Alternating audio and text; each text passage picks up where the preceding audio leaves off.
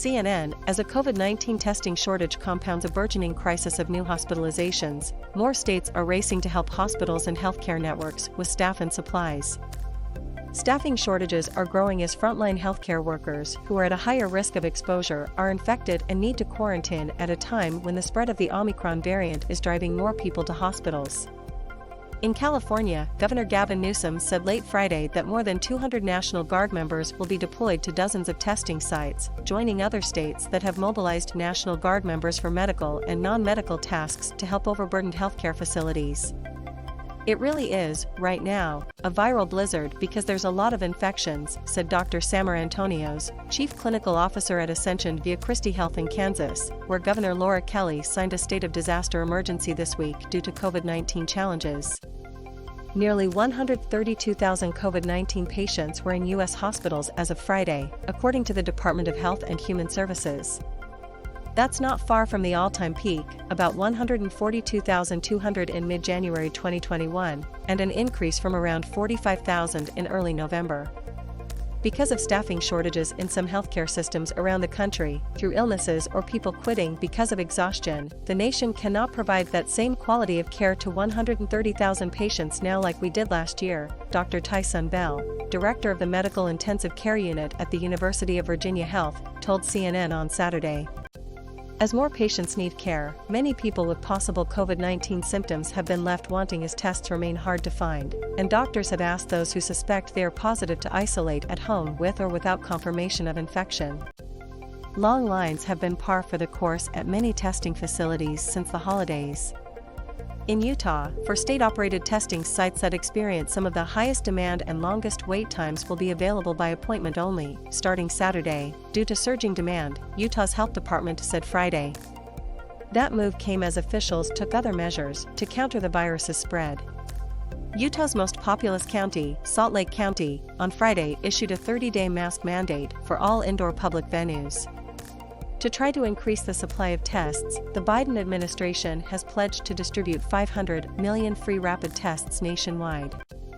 Officials have offered few details, but they expect to launch a website this month where people can sign up for the tests online and then receive them via mail. The first contract to procure tests has been signed and more are expected in the coming weeks, officials told CNN on Friday. Medical assistant Leslie Powers carries swab samples collected from people to process them on site at a COVID-19 testing site Thursday in Long Beach, California. Vaccine requirements changing. Nearly two-thirds of Americans eligible to receive a vaccine, anyone ages 5 and up, have been fully vaccinated, according to data from the U.S. Centers for Disease Control and Prevention. Yet the number of those inoculated and boosted is far lower, with 22% of the total population having done so. The U.S. Food and Drug Administration on Friday amended the emergency use authorization for Moderna's COVID-19 vaccine, shortening the period of time between initial vaccination and the booster shot from at least 6 months to 5 months for those over the age of 18. Vaccination is our best defense against COVID-19, including the circulating variants, and shortening the length of time between completion of a primary series and a booster dose may help reduce waning immunity, said Dr. Peter Marks, director of the FDA Center for Biologics Evaluation and Research. The FDA has already shortened the time needed before receiving a booster shot of the Pfizer/BioNTech vaccine from 6 to 5 months. The Pfizer booster is authorized for everyone aged 12 and older. New York Governor Kathy Hochul announced Friday that she is mandating all healthcare workers to get a COVID-19 booster shot within 2 weeks of eligibility. Healthcare workers will be asked to do this with no exemptions other than a medical exemption and no test-out options, Hochul said. All healthcare workers were previously required to be fully vaccinated in September. Neighboring Connecticut issued a similar order Thursday, as long-term care staff and hospital employees are mandated to receive booster doses in the upcoming weeks. Debate over COVID-19 safety measures in schools. With child hospitalizations hitting new records, concern over student safety remains sky-high. Yet disputes over whether in-person learning is ideal during the Omicron surge are playing out in various school districts this week. Nearly 13% of New York City students tested positive for COVID-19 over a 24-hour period, according to sample testing from the city's Department of Education Thursday. No schools are closed at this time due to COVID-19 cases, according to additional DOE data, but 6 school classrooms remain closed. The Chicago public school system has canceled classes since Wednesday due to a dispute between city officials and the teachers' union over returning to the classroom, and Mayor Lori Lightfoot said she wants a deal between the two parties completed this weekend. "Our kids need to be back in school. Schools are safe," she told CNN's Anderson Cooper.